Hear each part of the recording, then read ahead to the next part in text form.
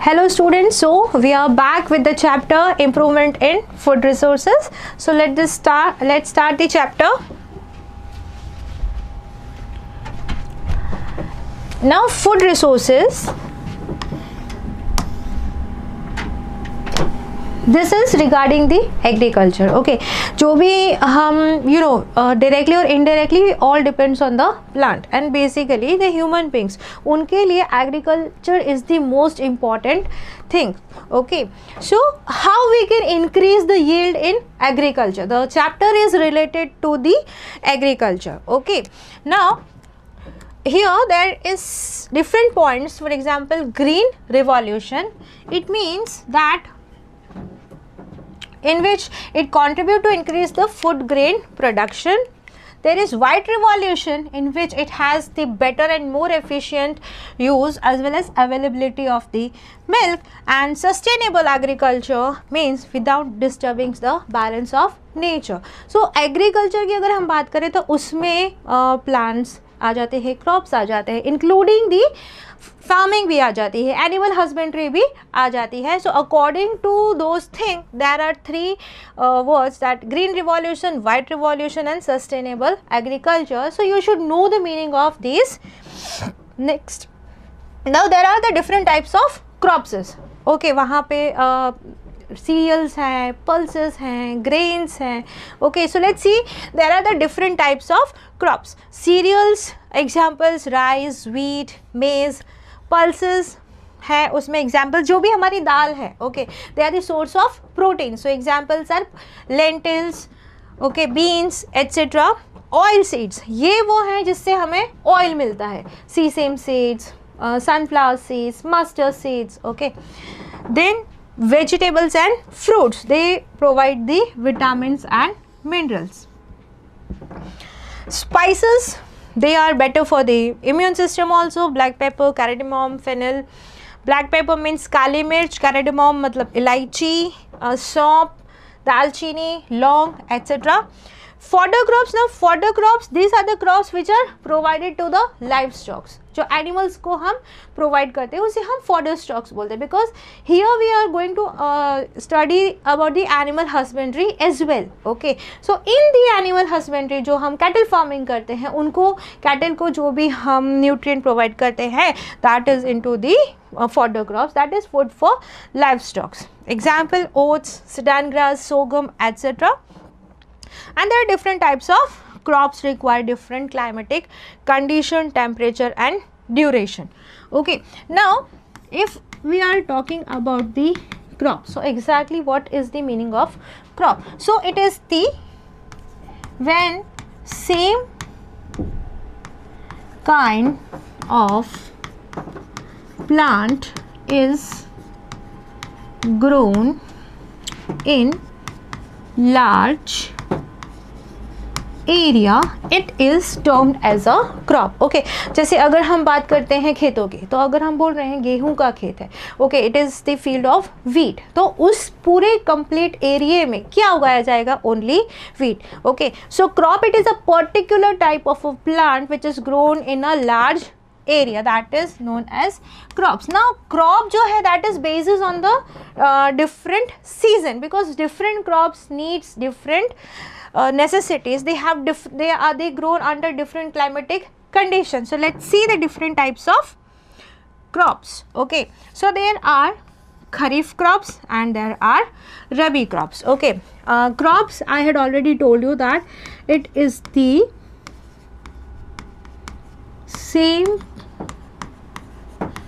kind of plant which is grown in large area. Okay, now there are different season. Okay, according to the season we are differentiating the different types of crops, that is kharif crops and rabi crops. जो खरीफ crops हैं उसको हम monsoon crops भी कहते हैं या rainy season crops भी बोलते हैं.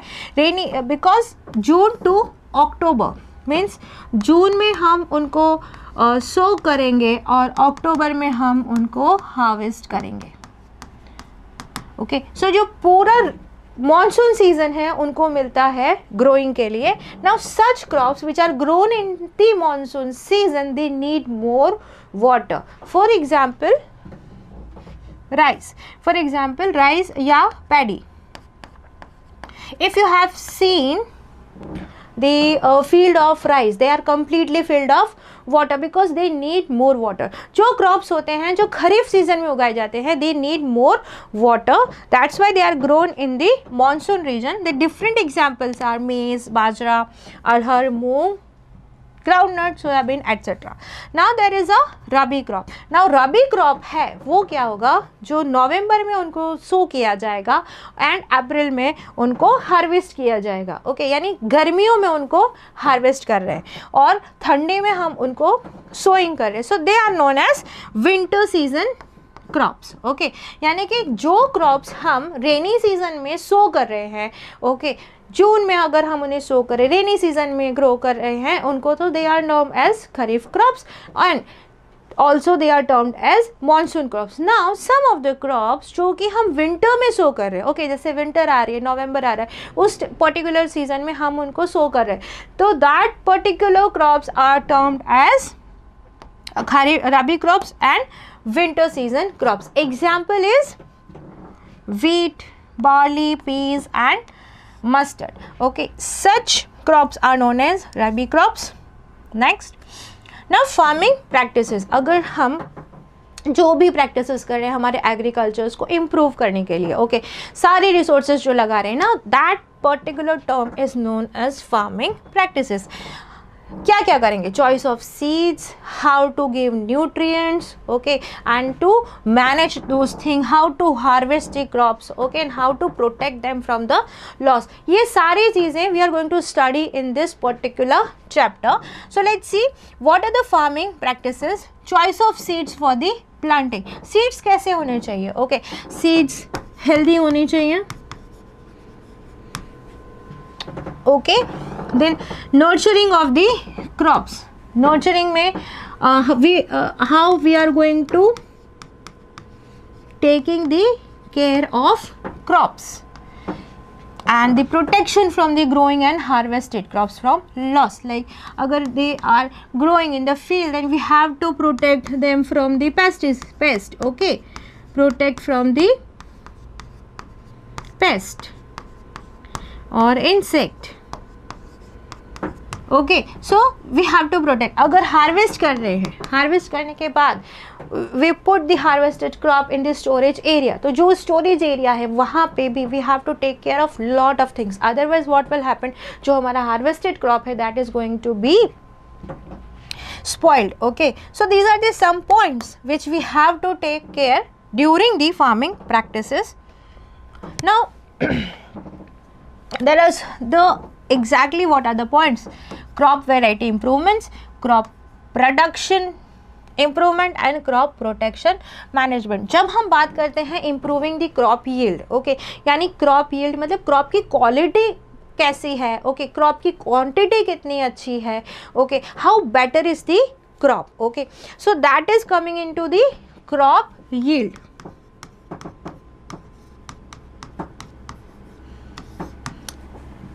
फॉर एग्जाम्पल लाइक अगर मैं आई ग्रोइंग दी वीट, ओके, नाउ वीट का जो एक पर्टिकुलर ग्रेन है वो कैसा होना चाहिए, it should be big. Okay, चलो समझ लिया कि वीट का जो ग्रेन है that is big. But when I'm growing the wheat in particular area and the quantity of grains on per plant, okay, so if it is less,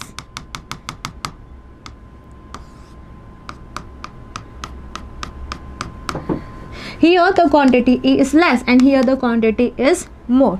So क्या होगा अगर इस टाइप का क्रॉप पूरे field में होगा, यानी कि एक स्टेम पे the number of grains is very less, तो क्या होगा, क्रॉप की यील्ड है वो कम हो जाएगी.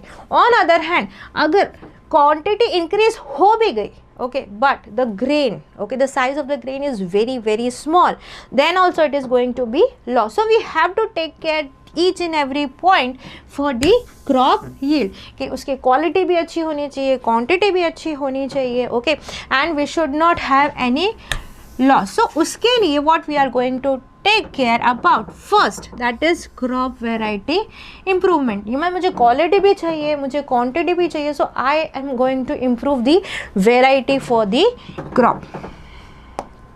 अगर हम वेराइटी की बात करते हैं, so let's see that there are different types of thing, that is intervarietal, interspecific, इंटरजेनेरिक.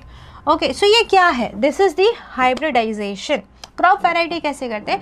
Hybridisation करते हैं, जिसमें या जेनेटिकली जो प्लांट है वो सिमिलर हैं या डिसिमिलर हैं, उनके बीच में हम क्रॉस करेंगे. ओके, फॉर एग्जाम्पल एक वैरायटी है ए एंड एक वैरायटी है B. Now I want both the qualities in one particular plant. So what the person will do, they are going to do cross between A and B. Okay, and the product which we will get, they will have the combined qualities. So if we say that what is the hybridization, it refer to the cross between genetically dissimilar plants. Now understand कि जब हम species की बात करते हैं, jeans की बात करते हैं, इंटरस्पेसिफिक की बात करते हैं, तो how we are going to remember about the term intervarietal, interspecific and intergeneric. So first of all we have to understand that there is the taxonomy, there is the taxonomy of each phyla. Okay, जो 5 kingdom classification है, Monera है, animalia है, fungi है, protista है, उसी में एक kingdom है किंगडम प्लांटे. तो ये जो है इट हैज़ द टैक्सोनॉमी, जिसमें फर्स्ट है किंगडम, दैट इज प्लांटे. फिर आता है फाइला, फिर आता है क्लास, फिर आता है ऑर्डर,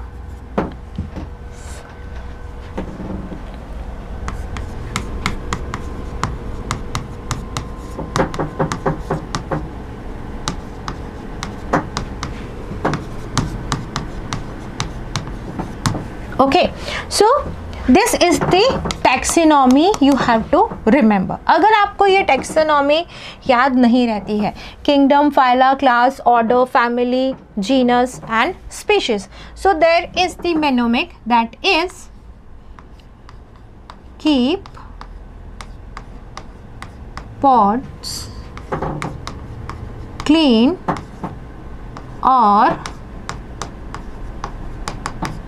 फैमिली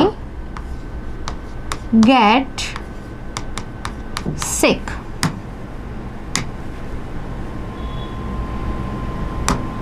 Okay, so ये है K for kingdom, P for phyla, C for class, O for order, F for family, G for genus and S for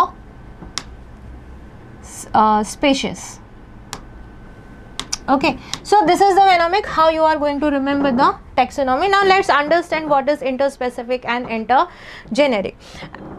उससे पहले we will understand about the inter and intra.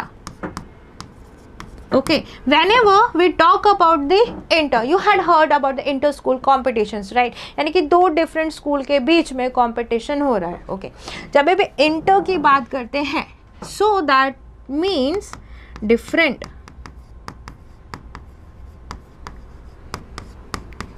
between, जो भी हो रहा है 2 different लोगों के बीच में है. ओके, इंट्रा मतलब सेम, इंट्रा मतलब same, between the same group और same people.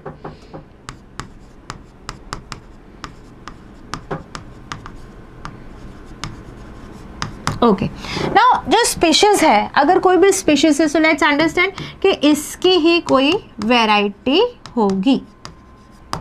Okay, it's variety A and variety B.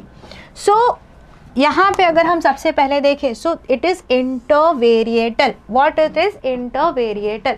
वेरिएटल means variety. Inter मतलब टू डिफरेंट वेराइटीज. यहाँ पे हाइब्रिडाइजेशन किसके बीच में हो रहा है? यहाँ पे हाइब्रिडाइजेशन हो रहा है टू डिफरेंट वेराइटी के बीच में. सो इसके पहले क्या है प्रेजेंट है? Species, right. सो जब भी बात हो रही है इंटर वेराइटल, दो डिफरेंट वेराइटी के बीच में, मतलब क्या हुआ? स्पीशीज तो सेम है. वेराइटी के पहले क्या है? Species. Done. And here varieties are different but species is same, right. तो जब हम बात कर रहे हैं इंटरवेराइटल की, जब हम बोल रहे हैं that it is intervarietal, okay, so cross किसके बीच में होगा? Cross is going to be between two different variety. लेकिन क्या होगा? But species is going to be same. Okay, clear? Once again ये समझने के लिए, बिकॉज हाइब्रिडाइजेशन है, अंडरस्टूड. हाइब्रिडाइजेशन मतलब everybody know what is hybridisation. It is cross between two dissimilar plants. अब ये जो डिसिमिलर प्लांट्स है, they can be interspecific, they can be intergeneric, they can be intervarietal. तो ये वर्ड्स का meaning कैसे समझेंगे आप? Okay, so the thing is that before that you have to understand that there is a taxonomy of the kingdom. ये जो taxonomy है ये हर एनिमल के लिए बिलोंग करती है या हर लिविंग ऑर्गेनिज्म को बिलोंग करती है. Kingdom, phyla, class, order, family, genus, species. हम बात कर रहे हैं प्लांट्स के हाइब्रिडाइजेशन की. तो अगर हम बोल रहे हैं intervarietal, okay, now variety is last species की.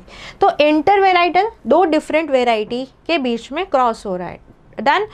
लेकिन स्पीशीज कैसे हैं? सेम. सो जो इंटरवेराइटल है that can also be said as intra specific. Okay, intervarietal दो डिफरेंट वेराइटी बट किसके अंडर है? स्पीशीज तो सेम है, तो intra species. Now coming to the second is interspecific. It is between two different species of the same genus. Now जब हम बात करते हैं that interspecific, this is intervarietal or intraspecific. Now we are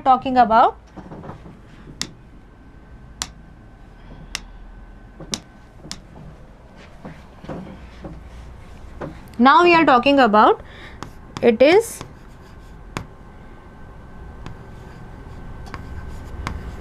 intergeneric.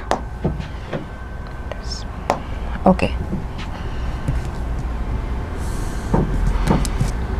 it is interspecific.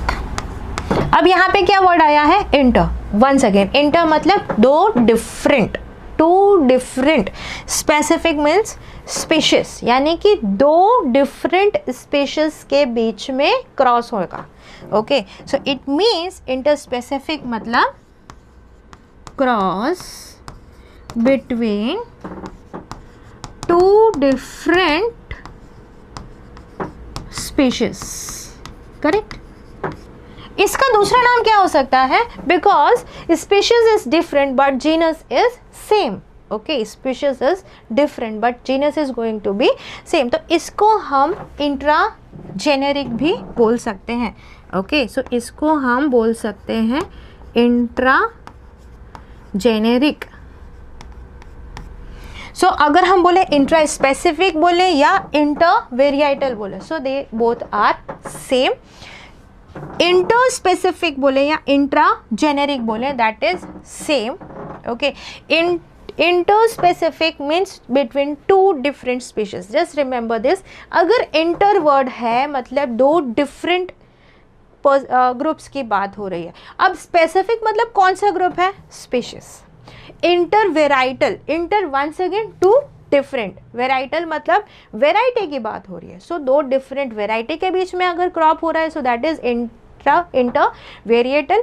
अगर दो different species के बीच में cross हो रहा है, so that is interspecific. And the last is intergeneric, means it is going to be between two different genera, यानी कि दो डिफरेंट जीनस के बीच में क्रॉस हो रहा है. So this is the crop variety improvement. This is the crop variety improvement technique. पहला है hybridization. Hybridization means we are going to do cross between two dissimilar plants. ये जो टू डिसिमिलर प्लांट्स हैं, they could be intervarietal plants, interspecific plants or intergeneric plants. Intervarietal plants means they are from different variety but from the same species. Interspecific between different species of the same genus, and intergeneric between different genus. Let's see the example. It is IR8 cross TKM7 produce TKM9 rice which having a high yield. Variety intergeneric means it is a wheat and rye, that is our mustard. So this is the different genus like Triticum, Estivum and Sickle cereal. Okay, तो इन दोनों के cross से हमें जो plant मिला है that is Triticale. Okay, so these are the techniques of hybridization. Next, it is the genetic engineering. Genetic engineering, it is introducing a gene that would provide the desired characteristics. GMF, genetically modified food. It is genetically modified food or plants. Example है BT cotton, BT brinjal, flavor saver tomato. Okay, now we'll take the one example of BT cotton here. So let's understand about the BT cotton. We are taking the example of BT cotton for genetic engineering. So BT cotton, BT refers to the Bacillus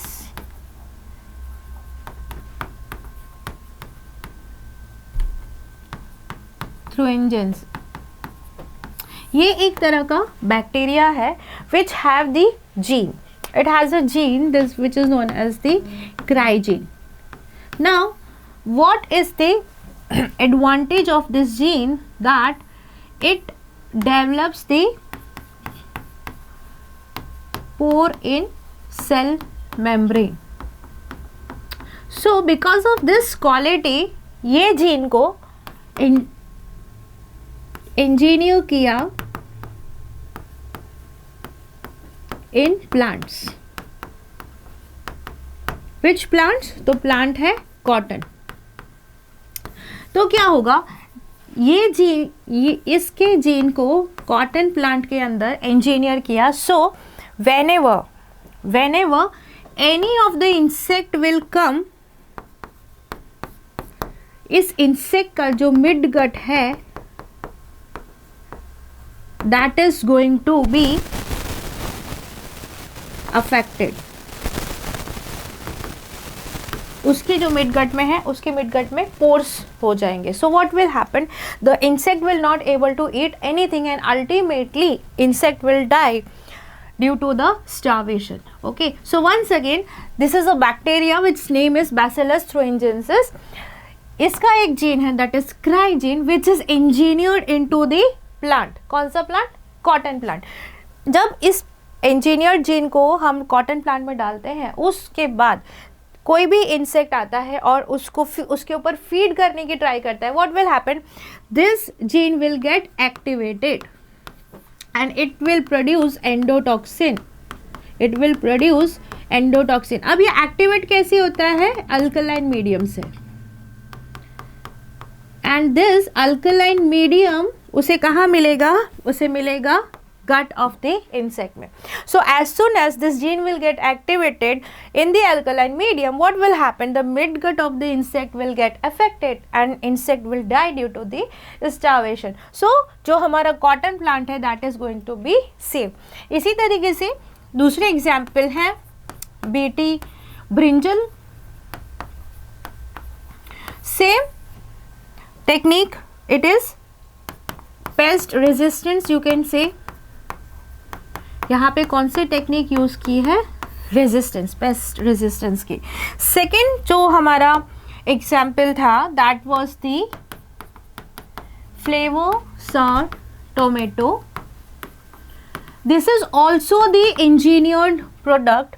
now basically what happened that जो tomato है that ripe very faster and ultimately उसकी जो cell wall है वो soften होने लगती है and ultimately that spoil. Okay, so ये जो ट्रांसजेनिक प्लांट है फ्लावर सॉर टोमेटो, इसका क्या किया है इनने that they have increase the shelf life. They have increased the shelf life by engineering in such a way that इसका जो ripening time है, okay, जो ripening time है that is lowered. Generally tomato जिस भी स्पीड से ripe होगा उसका सेल वॉल सॉफ्ट हो जाएगा. कोई भी फ्रूट जब पकता है तो क्या होता है, बहुत सॉफ्ट हो जाता है. अल्टीमेटली जब वो सॉफ्ट होता है सो देयर आर इंसेक्ट जो उसके अंदर होल करते हैं एंड अल्टीमेटली वो फ्रूट स्पॉइल हो जाता है. तो यहाँ पे क्या होगा, जो टोमेटो है उसके साथ हम क्या करेंगे, उसकी शेल्फ लाइफ इंक्रीज कर देंगे. शेल्फ लाइफ इंक्रीज करना मीन्स कि वो जो राइप हो रहा है उसकी राइपनिंग टाइम कम रहेगी तो वो धीरे धीरे पकेगा. So ultimately that shelf life will be increase. Okay, so this were the techniques of improving the quality. We had studied about the hybridization जिसमें हमने देखा variator, interspecific and intergeneric. Then we have seen the genetic engineering जिसमें हमने example लिया BT cotton का and Flavr Savr tomato. So next topic हम पढ़ेंगे next lecture में. Thank you.